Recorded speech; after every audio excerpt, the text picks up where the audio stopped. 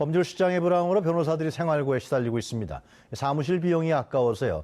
재택근무를 택하는 등 계속되는 경영난에 불법 행위로 징계를 받는 변호사들이 많다고 또 합니다. 자세한 내용 이슈 10분 체크해서 알아보겠습니다. 양지열 변호사 모셨습니다. 안녕하십니까, 변호사님. 안녕하세요. 네. 요즘에 친구 변호사들 보면은 근데 어렵게 사시는 분들이 많습니까? 글쎄, 이게 뭐 어렵다라는 게 네. 사실 예전과 달리 어느 전문 직종이건 마찬가지인 것 같습니다. 그렇죠. 그냥 예. 문서를 땄다는 거 하나만으로 모든 것이 보장되던 시제는 끝났다기 때문에 변호사 업계도 마찬가지였어요. 네. 과거와 달리 뭐 홍보 같은 것도 많이 하고 있고 또 예. 비용이 고비용 구조거든요. 뭐 아시겠지만 뭐 예전에 변호사 사무실 보면 사무장 있고 직원 있고 또 넓다란 방 있고 이런 구조들이 대부분이었는데 네. 요즘 많이 어렵다 보니까 뭐 공동 사무실 형태로 해서 뭐 전화나 팩스 이런 것들은 제공을 받고 자기 자리만 아주 조그맣게 있고 이런 형태의 네. 사무실도 서초동에 꽤 늘어나고 있습니다. 임대료가 간단치 않죠. 임대료 같은 것도 이제 말씀드린 것처럼 만약에 1층을 빌린다거나 네. 아니면 독방을 크게 쓰게 될 경우에는 뭐 임대료 비용 이런 거 예전에는 거의 뭐 300에서 500까지도 한 사람당 그렇게 고정 비용이 들어갔었는데 네. 그런 거를 줄이라는 노력들도 굉장히 많이 이어지고 있는 게 확실히 어려운 건 맞죠. 전에 비해서요. 네. 우리 양 변호사님은 로스쿨 세대가 아니시죠? 저는 이제 사법시험 세대여서 네.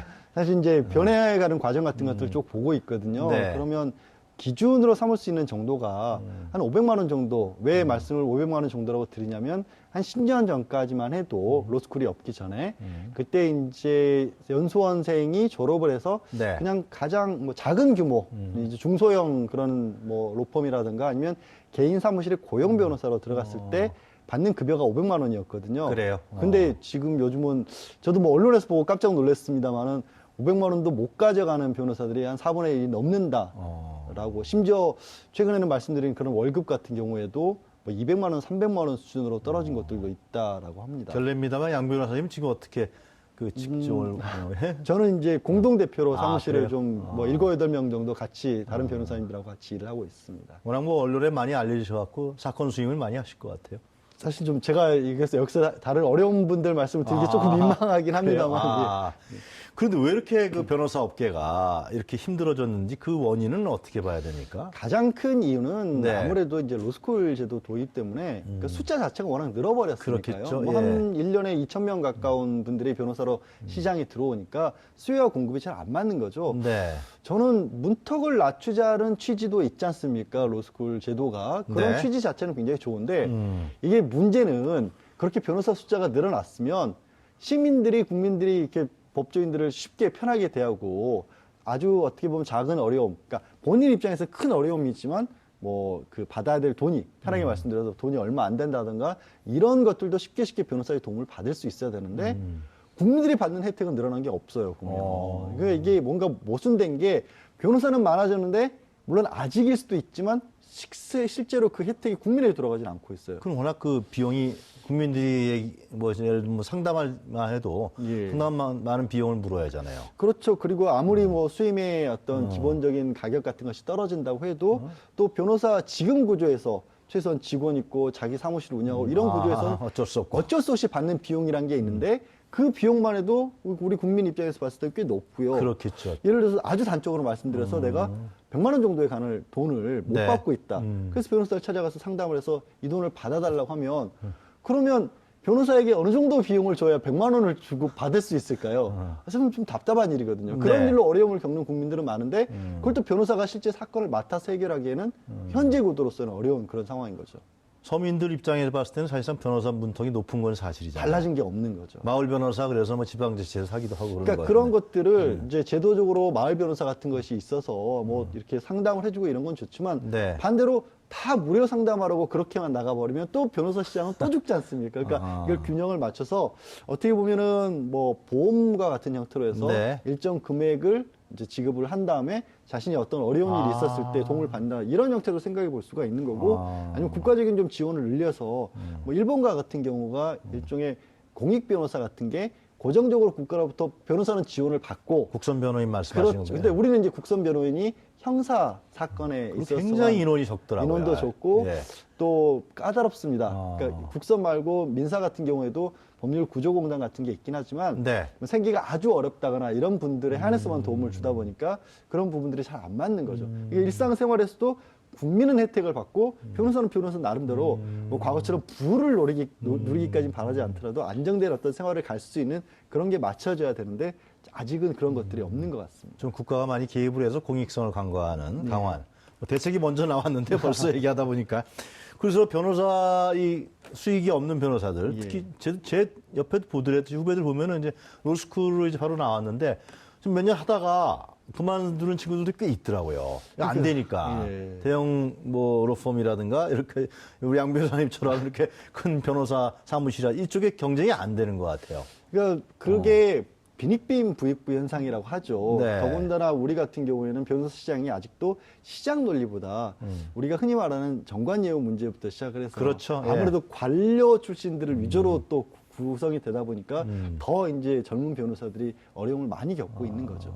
그 정관예우 말씀하셨는데 아무래도 대형 로펌 같은 경우는 그런 게 아주 수월하잖아요. 그게 참 없어지기가 어려운 모양이에요. 그러니까 이제 미국과 많이 비교를 하는데 네. 미국 시장 같은 경우에는 그 변호사들이 접근할 수 있는 영역 자체가 굉장히 넓습니다. 네. 그리고 한편으로는 또 국민들이 불편할 정도로 변호사가 없으면 안 되도록 또 시장을 만들어 놓은 것도 있는데 우리는 그런 시장 논리에 의해서 변호사 시장이 구성된 게 아니라 말씀드린 것처럼 현직에 있다 나오신 분들이 주축이 되고 네. 그 밖에 이제 또 바로 변호사 시장에 뛰어드는 분들이 계신데 그 바로 뛰어드는 변호사 숫자가 늘어나니까 이분들이 갈 곳이 점점 없어지는 거죠.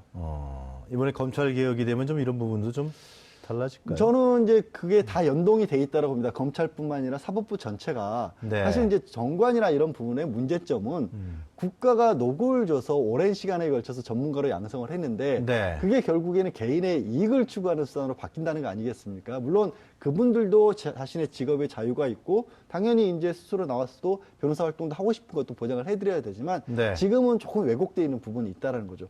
뚜렷하게 이분들이 왜 얼마만큼의 돈을 받아야 되는지도 모르는데 정해진 기준이라는 게 없으니까 누군가는 굉장히 턱없이 많은 돈을 받고 누군가는 한 일에 비해서 적은 돈을 아주 받고 그것조차 못 받는 경우도 생기니까요. 네. 그러면 말이죠. 이 로스쿨 지금 한 해에 나오는 인원이 몇 명이죠? 한 2,000명 정도 지금 추가로 계속 변호사로 계속 나올 거 아니에요? 물론 이제 그거는 이제 합격생 비율을 조절을 해서 어느 정도까지 포화 상태에 이르면 더는 이제 안 늘리는 그런 방침을 취한다고는 하지만 그래도 워낙 팽창한 어떤 시장을 바로 바꾸기는 어렵죠. 그러면 이거 이미 시장 포화 상태 아닌가요? 이미 상당히 포화 상태라고 그리고 이제 봐서 그 양극화가 돼버렸고. 예, 이게 뭐 여러 가지가 있을 겁니다. 변호사들도 이제 기존에 하던 어떤 영업의 형태, 일하던 형태에서 벗어나서 조금 더 이제 시민들에게 다가갈 수 있는 방법을 찾아야 될 것이고요.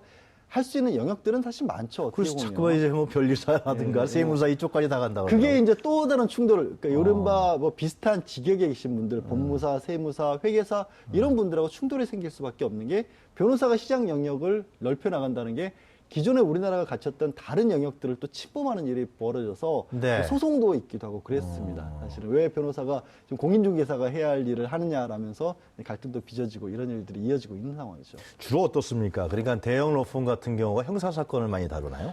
대형 로펌이라고 불리는 데는 큰 수익을 내는 데는 네. 기업 상대. 기업 상대죠. 예, 기업들이 하는 뭐 기업과 관련된 형사 사건도 있지만 그렇겠죠. 이제 액수가 큰 해외 법인들과의 뭐 분쟁이라든가 뭐 특허를 낸다라든가 뭐 계약과 관련된 부분을 검토한다든가 회사 내부의 문제를 다룬다든가 이런 것들이 많이 있고요. 네. 형사 사건도 이제 대형 로펌들에 살 수밖에 없죠. 요즘 이제 재벌 회장님도 관련 형사 사건도 많은데 예. 그런 사건들은 이제 아무래도 고위직에 있었던 분들이 개인 사무실로 가거나 아니면 대형 로펌에서 팀 단위로 선임을 하는 경우가 많죠. 그 뭐 이런 부분 통계로 안 나와 있겠습니다만, 그럼 그게 마켓 시어 같은 경우가 어느 정도로 가져가는 거예요, 대형 로펌이? 글쎄요, 그게 통계가 정말로 잡히지가 않긴 합니다만 네네. 가끔 이제 짐작이 가는 게 변호사들 평균 연봉이나 이런 것들이 언론에 네. 공개가 되는데 이제 현실에서 이제 정말로 개인 변호사를 하고 있는 분들의 수익하고 비교해 보면 너무 차이가 날 때가 있거든요. 그래요? 그럼 누군가는 그 평균을 확 끌어올리는 분들이 있다라는 거고. 거의 뭐 연봉이 10억, 20억 단위입니까? 그런 분들은 아주 극소수죠. 극소수예요? 그분들은 이제 그 대한민국에서 유수에 손꼽히는 대형 법무법인에서도 회사로 비교를 한다면 이사급의 파트너인데 이제 일반 회사로 비교한다면 이사급의 분들이 그렇게 그럼 받습니다. 지금 그 시장 구조가요. 대형 로펌이 있고, 그 다음에는 어떻게 중견 뭐 변호사. 대형 로펌이 있고요. 네. 이제 정관으로 불리는 분들은 개인 사무실로 개업하는 그분들은 경우도 이제 또 많이 있으시고요. 그분들은 이제 개별적으로 이제 예, 또 그렇게 하는 경우도 있고 그분들도 또 그분들끼리 이제 중소형 법인을 만들어서 그런 또 경우도 개업을 있더라고요. 하는 경우들도 있고 이제 최근에는 그래서 이제 뭐 예를 들어서 네. 개인의 이름을 걸고 뭐 양지열 변호사 사무실 이런 식으로 하는 경우는 많이 적어진 게 그러다 보니까 이제 최소 뭉쳐야 경쟁력을 갖춘다라는 측면에서 어쨌든 개인 사무실보다는 법인 형태로 가는 경우들이 많습니다. 전에 지검장 했던 분, 뭐 검찰 요측 검찰국장 했던 분 같이 이렇게 해서 뭐 그런 정관 내용을 같이. 예, 그런 경우도 있죠. 그 다음에는 이제 우리 양지열 변호사님처럼 이렇게 그냥 이제 중소형으로 해서 뭐 5, 6명, 10명 이런 식으로 해서 이제 소형 법무법인들. 저희 업계에서는 이제 그런 걸 부티크라고 부르기도 합니다. 부티크요. 예. 그 밑에 있는 층들이 이제 한 명이 나와서 뭐 결혼 이혼 소송이라 그런 거 담당하는 그런. 아니 변호사. 이혼 소송도 요즘엔 이혼 소송을 전문으로 하는 법무법인들이 더 크게 그래요? 활약을 하는 편입니다. 그래서 이른바 개인 변호사 사무실은 정말 어려운 경우들이 많고 네. 정말 어렵거나 너무나 뛰어나서 이제 개인 변호사인데도 불구하고 일이 되시는 분들이 있고요.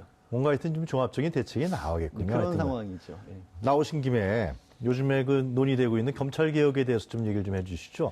조국 교수가 민정수석이 됐는데 이제 그 검찰의 수사권 그리고 경찰에 대한 조사권 문제, 기소권에 대한 문제, 그 다음에 또 이제 공수처에 대한 문제 이런 얘기들이 논의되고 있는데요.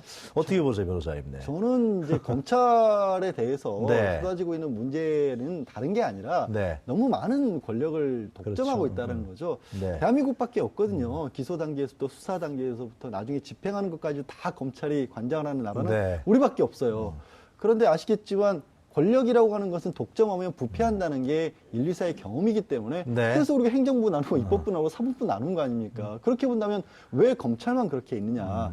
그분들의 안에 인적 구성을 우리가 뭐 강제로 뭐 청산을 하고 이런 것보다도 제도적으로 그 힘을 좀 나눠주게 되면 네. 자연스럽게 어떻게 보면 몰려서 생기는 부작용 같은 게 줄어들지 않겠느냐? 그러면 국민들도 신뢰를 회복하고 또 검찰에 계신 분들도 네. 그분들끼리만 있다 보면 이게 왜 우리를 향해서 이런 손가락질 하는지 모르실 수도 있어요. 근데 이제 하시던 일들이 좀 나눠지고 비슷한 일을 하는 영역이 또 새롭게 생기고 예를 들어서 지금 뭐 추진한다는 고위공직자 비리 수사처 같은 것에 대해서 옥상옥이라고 비판을 하시는데 그럴 게 아니라 평행으로서 아 저런 식의 수사 내지는 저런 어떤 일을 할 수도 있구나. 우리가 가졌던 것과 비슷하지만 이런 것들이 경험적으로 쌓이고 또 무엇보다 검찰이 그래서 정치권부터 또 독립이 되면 이른바 정치검찰이라는 오명으로부터 벗어날 수 있죠. 그런데 오늘 김순환 검찰총장이요 퇴임식하면서 정의가 지나치면은 뭐라 그랬죠? 죄악이 된다 그랬던 거 잔인해진다. 예, 잔인해진다. 뭐 이런 표현도 하셨는데 그 과거에 DJ 정부 때도 검찰 개혁이 수포로 돌아왔고 노무현 정부 때도 그랬고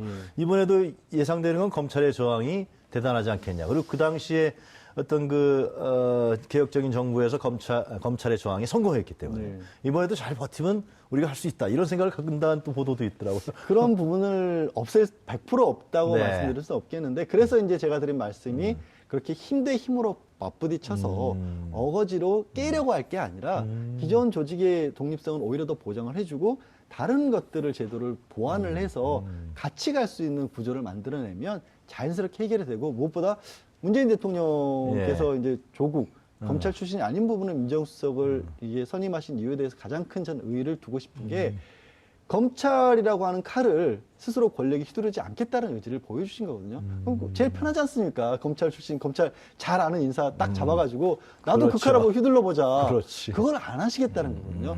그 뜻을 검찰도 받아들여 주셨으면 좋겠습니다. 국회에서 입법을 통해서 제도화시키는 충분히 게 그렇죠. 가장 중요하겠군요. 예. 자, 오늘 말씀 잘 들었습니다. 감사합니다. 고맙습니다. 네, 지금까지 양지열 변호사였습니다.